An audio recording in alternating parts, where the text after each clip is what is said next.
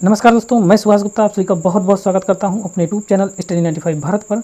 जो आज की वीडियो है क्लास 10th के साइंस के चैप्टर नंबर 1 की वीडियो है, जिसका नाम है रासायनिक अभिक्रियाएं एवं समीकरण।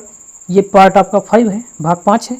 इसके पहले हमारे 4 भाग की वीडियो यूट्यूब पर अपलोड हो चुकी है। यदि आपने पार्ट 1 और पार्ट 2, पार्ट 3 और पार्ट 4 नहीं देखा है तो डिस्क्रिप्शन बॉक्स में लिंक वहाँ पे है, वहाँ से जाकर आप पार्ट 1, पार्ट 2 और पार्ट 3, पार्ट 4 देख सकते हैं। तो चलिए वीडियो की शुरुआत करते हैं। इस वीडियो में आपको जो बताएंगे ये आपके लिए बहुत ही इंपॉर्टेंट है। सबसे पहला जो टॉपिक है आपका उपचयन और अपचयन, ये दोनों टॉपिक ही बहुत ही इंपॉर्टेंट है, एग्जाम में हर बार पूछे जाते हैं। सबसे पहले इसमें देख लेते हैं कि उपचयन क्या होता है। तो उपचयन में आपके दो चीज़ें होती हैं। पहला, आप किसी पदार्थ में जब ऑक्सीजन की वृद्धि होती है तो आपका उपचयन होता है। दूसरा जो कंडीशन आपकी दूसरी है, जब किसी पदार्थ में हाइड्रोजन का ह्रास होता है। अब इन दोनों बातों को समझेंगे कि ये दोनों बातें क्या हैं, कौन सी कंडीशन आएगी तो हमारा उपचयन होगा। जो आपकी ऑक्सीजन होगी, ऑक्सीजन कहने का मतलब वो कहीं पे O2 लिखा होगा, कहीं O लिखा होगा, तो इससे हमें कोई मतलब नहीं है। ऑक्सीजन आपका बढ़ जाए, जैसे अभिकारक में आपके 2 अणु हों ऑक्सीजन के, उत्पाद में आपके 4 अणु हो जाए, तो ऑक्सीजन आपका बढ़ा, इसका मतलब वहाँ पे उपचयन होगा। और दूसरी कंडीशन जो होती है कि आपका हाइड्रोजन का ह्रास हो जाए। हाइड्रोजन जो है ये चीज, इसका ह्रास हो जाए, निकल जाए या कम हो जाए। एग्जाम्पल की बात करें तो जैसे पहले मान लेते हैं अभिकारक में आपके 5 हाइड्रोजन हो और उत्पाद में आपके 5 से कम बचने चाहिए, 4 बचने चाहिए, 2, 3, 1 और कुछ भी ना हो, तब भी आपकी उपचयन अभिक्रिया होगी। अब बात करते हैं इसके उदाहरण की। जो उदाहरण है इसका देख लेते हैं। सबसे पहला जो उदाहरण है कार्बन और ऑक्सीजन का। जो कार्बन था इसमें हमने ऑक्सीजन मिलाया, O2 मिलाया। कार्बन में O2 जैसे ही मिलाया, ये कार्बन डाइऑक्साइड CO2 गैस आपके, तो यहाँ पे सबसे पहले कार्बन अकेले था। ये आपकी अपक्रिया जो होगी उपचयन अपक्रिया होगी। इसी प्रकार से दूसरी अपक्रिया जो है कॉपर और ऑक्सीजन की अपक्रिया है। कॉपर में हमने ऑक्सीजन को मिलाया, कॉपर में हमने ऑक्सीजन को मिला दिया। तो जैसे ही कॉपर में ऑक्सीजन को हमने मिलाया, यह आपका क्यूप्रस ऑक्साइड बन जाता है CuO। पहले कॉपर आपका अकेले था, Cu अकेले था, अब इसके साथ ऑक्सीजन गैस शामिल हो जाती है, CuO लिखा जाता है। तो अपचयन क्या होता है, जब किसी पदार्थ में ऑक्सीजन का ह्रास हो तो वहाँ पे अपचयन होगा। दूसरी कंडीशन जो है, जब किसी पदार्थ में हाइड्रोजन की वृद्धि होती है। जो इसके पहले हमने उपचयन पढ़ा था उसी का जस्ट उल्टा यहाँ पे हो रहा है। सबसे पहले ऑक्सीजन का ह्रास होगा और दूसरी कंडीशन हाइड्रोजन की वृद्धि होगी। और इसके पहले वाले में आपके उपचयन, ऑक्सीजन जो थी इसकी बढ़ोतरी हो रही थी और जो हाइड्रोजन था इसकी कमी हो रही थी। अब बात कर लेते हैं इसके उदाहरण की। जो उदाहरण है यह आपका CuO है। जो पिछला उदाहरण आपका लिखा था वही यहाँ पे देख लेते हैं फिर से।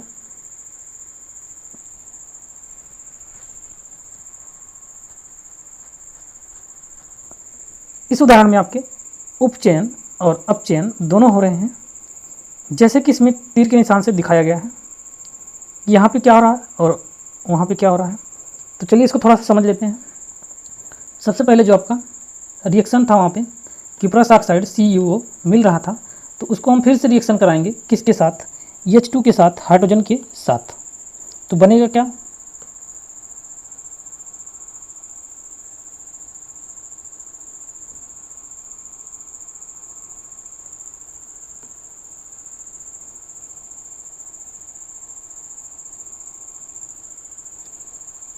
जो आपका क्यूप्रस ऑक्साइड है CuO,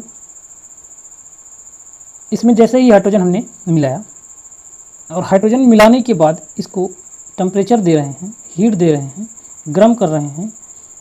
गर्म करने पर जो कार्बन के साथ आपकी ऑक्सीजन गैस लगी थी ये निकल जाती है और जो हाइड्रोजन था इसके साथ वही गैस, इस रिएक्शन में देखेंगे जो आपका CuO था इसमें से आपकी ऑक्सीजन गैस निकल जा रही है, तो आपका Cu बच रहा है और जो हाइड्रोजन H2 था उसके साथ ऑक्सीजन लग जा रही है, तो आपका जल प्राप्त हो रहा है।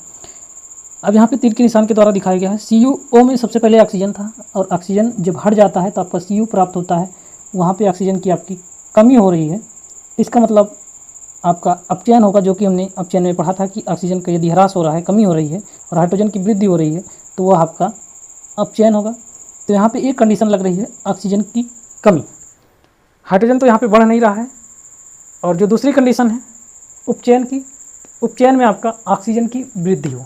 तो ऑक्सीजन की वृद्धि किसके साथ हो रही है? हाइड्रोजन के साथ हो रही है।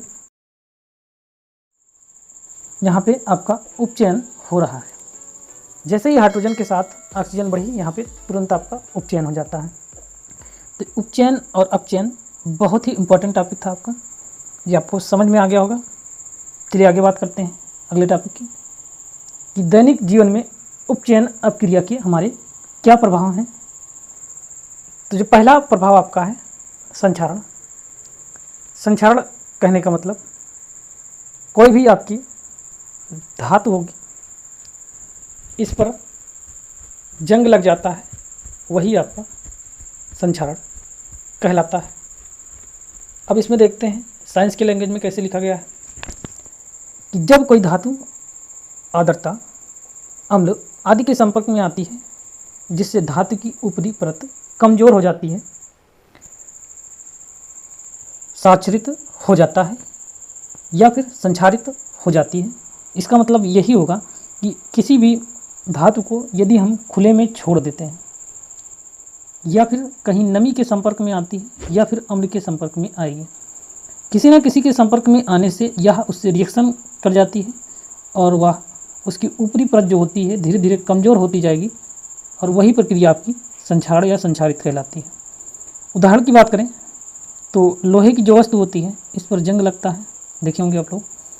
और जो चांदी के ऊपर काली परत और तांबे के ऊपर हरी परत का चढ़ना संक्षारण के उदाहरण है।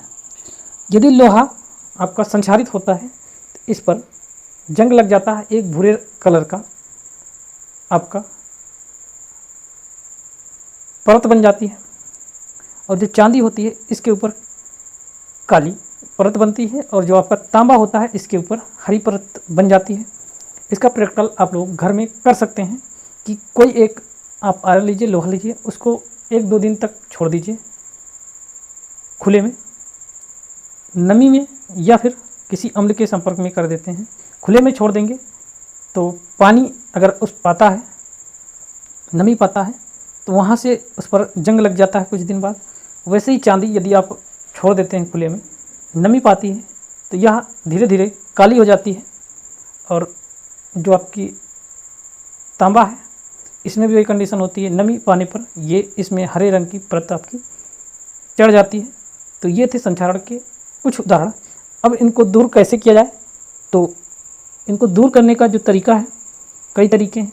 एसिड लेपन हो, विद्युत लेपन हो और पेंट करके, किसी भी प्रकार से, चाहे तो एसिड लेपन से या विद्युत लेपन से इलेक्ट्रिक के द्वारा या फिर पेंट करके इनको बचाया जा सकता है, संक्षारण से इनको बचाया जा सकता है। कुछ भी इस पर लेप लगा देते हैं, चाहे वह पेंट का हो या फिर किसी और चीज़ का हो या फिर उसके ऊपर एक और किसी पदार्थ का एक लेप लगा देते हैं या परत चढ़ा देते हैं, वहाँ से वह संक्षारित होने से आपकी बच जाएगी। अगला जो टॉपिक है आपका विकृत गंधिता। विकृत गंधिता क्या होती है? विकृत गंधिता में कोई आपका वसा युक्त तैलीय खाद्य सामग्री होगी, वह वायु के संपर्क में आने पर उपचयित हो जाते हैं, उपचयित हो जाते हैं, जिससे उनकी स्वाद और गंध में परिवर्तन हो जाता है। वही आपकी विकृत गंधिता कहलाती है, उसे विकृत गंधिता कहते हैं। तो ये पूरी जो परिभाषा थी, इसका मतलब क्या होगा कि वसायुक्त कोई आपका फैट जिसमें होगा, वसा जिसमें होगा, कोई एक पदार्थ लेते हैं या फिर जो तैलीय खाद्य सामग्री होती है खाने वाली, उसका कोई एक पदार्थ लेते हैं, इसको खुले वायु में छोड़ देते हैं। तो वायु में यदि हम छोड़ते हैं कुछ टाइम बाद, कुछ समय बाद, इसमें वायु से ये पदार्थ रिएक्शन कर जाते हैं और वहाँ से ये उपचयित हो जाते हैं। कहने का मतलब ये होगा कि जो आपका पहले पदार्थ रहेगा उसमें ऑक्सीजन आपकी शामिल हो जाएगी।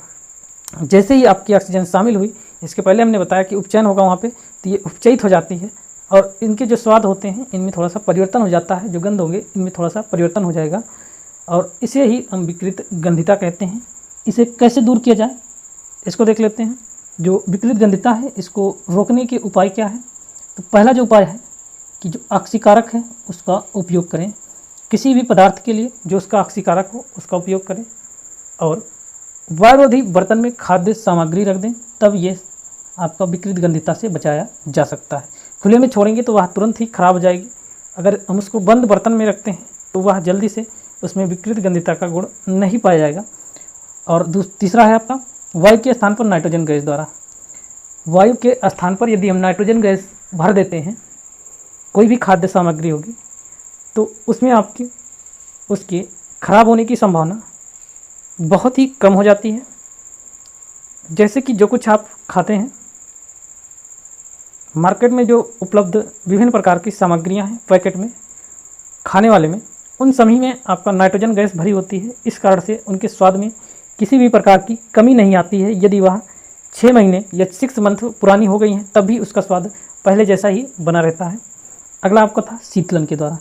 कहने का मतलब इनको ठंडे स्थान पर रखें या ठंडी जगह पर रखें तो भी ये खराब होने से बच सकती हैं, विकृत गंधिता से बच। यह था विकृत गंधिता रोकने के उपाय।